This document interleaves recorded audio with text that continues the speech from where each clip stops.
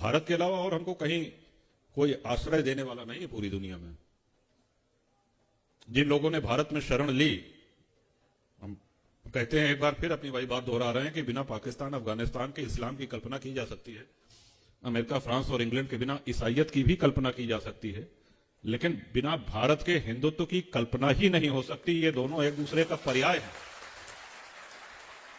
और हमारे आपके पास अब दूसरा कोई स्थान, दूसरा कोई जगह, दूसरी कोई शरण ये नहीं। और ये भी याद रखिए कि जितने लोग धर्म परिवर्तन किए हैं, जो आस्थाहीन थे, जो लोभी थे, जो कायर थे, उन्होंने सनातन को छोड़ करके धर्मांतरण कर लिया। जो त्यागी थे, बलिदानी थे, आस्थावान थे, वीर थे, हम सब लोग उनकी संतानें हैं। तो हमारे खून में तो तेजी है ही है उनसे अधिक। पाकिस्तान के हिंदू भाई बहुत से ऐसे हैं, आना चाह रहे हैं। एक अनवरत 20 वर्ष 22 वर्ष से उस कार्यक्रम में हम लोग लगे हैं, कितनों को ले आ पाए हैं ये एक अलग विषय है। जिस नारकीय यातना की वो चर्चा करते हैं कि किस हाल में हम लोग के, हमारे माता पिता के सामने बच्चियों का बलात्कार होता है और उनसे कहा जाता है कि देखो, आप कल्पना नहीं कर सकते कि किस स्थिति में वहां पे। और जब वो लोग आते हैं तो कहे साहब, आस्था हमारी इतनी प्रबल थी, इलाज तो बहुत सरल था। उन्होंने पूछा क्या इलाज? कहे साहब, कलमा पढ़ लेते, सारी समस्या खत्म हो जाती। लेकिन हमारी ईश्वर में, हमारी सनातन में जो आस्था है, उसके कारण हम पीढ़ियों से झेल रहे हैं, भोग रहे हैं। बहुत ही नारकीय स्थिति है। अभी बांग्लादेश में हम सब लोगों ने, तो हमको, हमारा सुझाव आपको यह है कि शास्त्रों का, वेदों का, उपनिषद का अध्ययन बिल्कुल आवश्यक है, होना चाहिए। लेकिन हम धर्म हित में मुखर होकर के बोलना शुरू करें। आज बहुत से ऐसे साधन हैं, इलेक्ट्रॉनिक मीडिया है, ये ट्विटर, एक्स, कई सोशल मीडिया के प्लेटफॉर्म हैं, जहां हम अपनी बात खुल के कह सकते हैं, मुखर तरीके से रख सकते हैं। हम 4 लोगों के बीच में बैठे तो तार्किक ढंग से अपनी बात रख सकते हैं। और दूसरा, यदि कोई सनातनी धर्म की बात कर रहा है, समाज की बात कर रहा है, तो उसका मनोबल न तोड़ें। कोई भी उद्योगपति, कोई पत्रकार, कोई व्यापारी, कोई राजनेता, कोई अधिवक्ता, कोई किसान, अगर वो हिंदुत्व के लिए मुखर होता है, थोड़ा सा बोलता भी है ना, तो 4 हिंदू उसके पीछे पहले लग जाते हैं।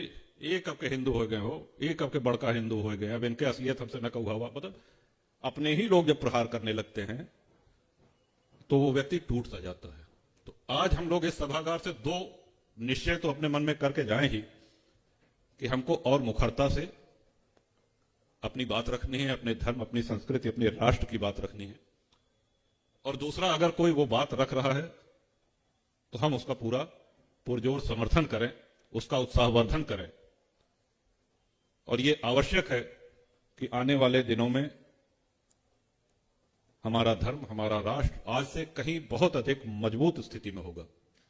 सिकुड़ते सिकुड़ते देखिए, आदि शंकराचार्य ने जो पीठों की स्थापना की भारत के 4 कोनों पे, तब भारत का बंटवारा नहीं हुआ था। लेकिन उनको यह भान था कि भविष्य का भारत इतना ही बचेगा।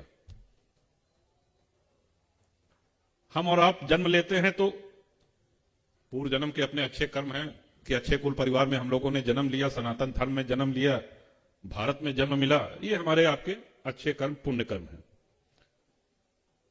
लेकिन कुछ विशेष उद्देश्यों की पूर्ति के लिए प्रभु या ईश्वर वो श्रीमान पुरुषों को, महानुभावों को भेजते हैं धरती पर।